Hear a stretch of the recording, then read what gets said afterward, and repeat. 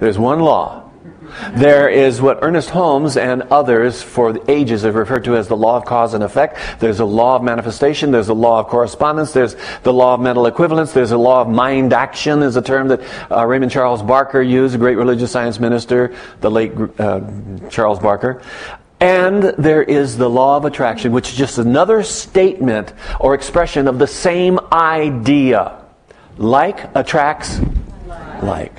Birds of a feather flock together. You've got it. You know the law of attraction. People have talked about it for years and years. Thoughts become things. Exactly. And one that I really like, what you think about, you bring about. That's right. It's all speaking to the law of attraction. What you give your attention to is where the power of the universe is going to go, and it's a manifesting power, and it will produce or create the circumstances within which and around which you are going to, or with which you are going to be able to pull into your experience what you need to experience. Now, a couple of facts about the law itself. It never ends. You don't turn it off and turn it on. Just like the law of gravity. You don't turn the law of gravity on and turn the law of gravity off. It just is. And it's an always present field of influence, like the law of gravity again. Of course, gravity, you have to have substance, don't you? You have to have bodies attracting each. Don't misinterpret this now, like the sun and the earth is what I'm talking about. This law of attraction, this law of cause and effect is infinite in its extent. If God is unlimited, then the aspect of God that we call law must also be unlimited. It is without bounds. It is infinite. It is always working. I've already implied that. It's totally dependable. That is, it's going to do what it does today, what it did yesterday, and what it'll do 10,000 years from now. And it is totally, or it gives totally reproducible results. If I do today in the same manner that I did yesterday, I'm going to get the same result. Isn't that wonderful? And isn't it scary?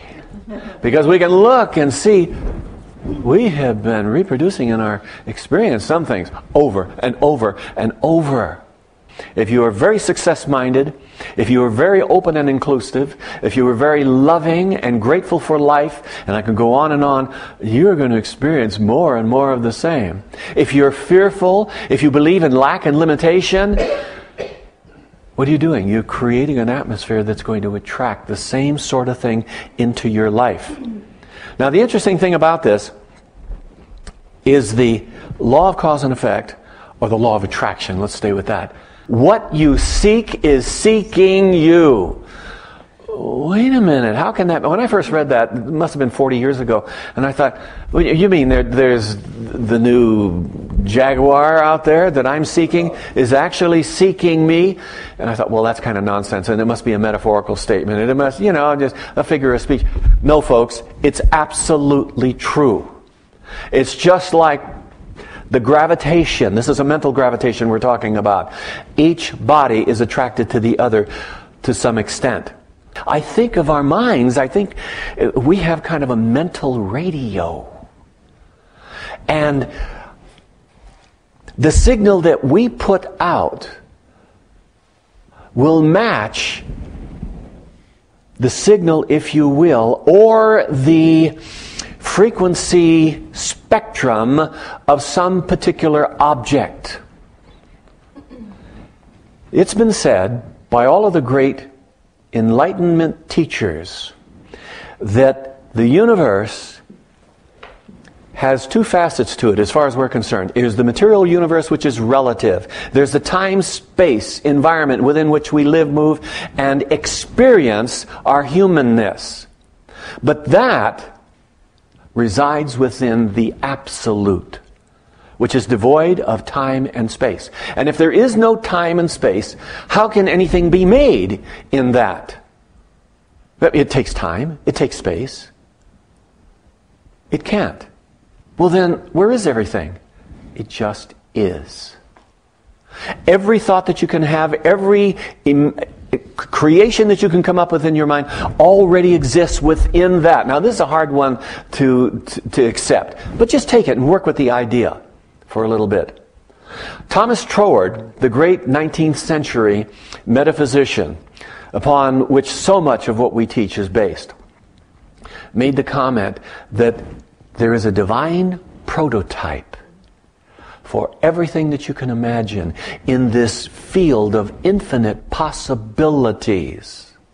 Now think about this. We here in this relative realm, and everything evolves out of that or is projected out of that into the time-space arena within which we live. You begin to formulate an idea about what it is you want to experience. That idea has a vibration associated with it, or a spectrum of vibrations, a spectrum of frequencies. And that idea goes out just like a pebble you drop on a smooth pond, and the waves go out to encompass the whole pond. We're talking about an infinite pond now. And so we kind of drop our thought that involves our belief and our acceptance of the possibility, and it goes out into the sea of cosmic mind, if you want to call it that. At the same time, whatever it is that you're looking for exists as a possibility in this field of infinite possibilities, and it is sending its signal out. And what happens when the two encounter each other? Just like that. It comes together. There is a locking in. Isn't this exciting? I mean, this turns me on when I think about it. I wonder why I had to wait to have somebody else tell me about my model for me to be indignant that they knew what I figured out a long time ago, only to be re-inspired at what the possibilities are here. It's just absolutely incredible. And it works both ways. It's almost like there's a radio signal going on out there, or at the very least there is a field around an idea, and the field around our idea. These vibrations seek each other, and what I am seeking is seeking me. That's absolutely incredible. Does that make sense to you? Or is this stuff just kind of boring and a little bit too airy-fairy? All right. Okay, that's, I think, the way this works. But you know something? It doesn't matter. And whether you understand it or followed any of that I just said, it doesn't matter. Take as a working premise that your thoughts create an attractive field. Your beliefs will automatically establish this kind of a resonance in the universe that is going to pull to you whatever it is that you seek. The process or the formula is very simple. Ask, believe, receive, or accept. Receiving and accepting really are the same thing. So you need to know what it is you want. And knowing what it is you want, depending on how you're going to go about doing this, can be very well that which leads you to really a deep belief. Let me give you an example. I have a friend, and Larry was a real estate agent doing very, very well for himself, but had a fantastic inquiring mind about the way things worked. He was always taking workshops and seminars on success principles and that sort of thing. And at one of the seminars that he went to, he was told about the importance of sitting down and writing all of the things that he wanted to experience or have, to acquire, whatever, or do in his life. And the instructions in this seminar was for him to go home and sit down with a pad of paper and writing instruments and write out all the things that he wanted. So he went home and he got his yellow pad and he started working on this. And finally he got to the point where he was categorizing them in the various important areas of his life. You know, health and relationships and family and career and recreation and health and so on down the line. Most of us can break down our wants and needs to 6 or 8 of these categories. He started writing in the early afternoon, and he finally stopped about 6 o'clock in the morning. And he was so jazzed because it was like going through this process. He was tapping into the infinite field of possibilities that was Him. Remember, we are in it and we are one with it.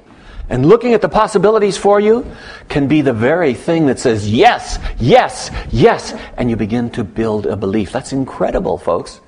Now the next thing, belief, we see how the asking part and the defining of what it is you really want can work for you. And I don't want to say a lot more about that, except allow yourself to want what you want. Now think about that. I'm going to allow myself to want what I want. Not put all kinds of contingencies around this. Not have a bunch of qualifications or caveats. No, I'm going to let myself want what I want. But some of you look at it and you say, but there are things I want and I know I can't ever have. Really? Do you know that? Well, you say, of course, I just don't see any way that this can happen. How is it going to come about? Forget it, folks. Forget about it. It is not your job to know the how.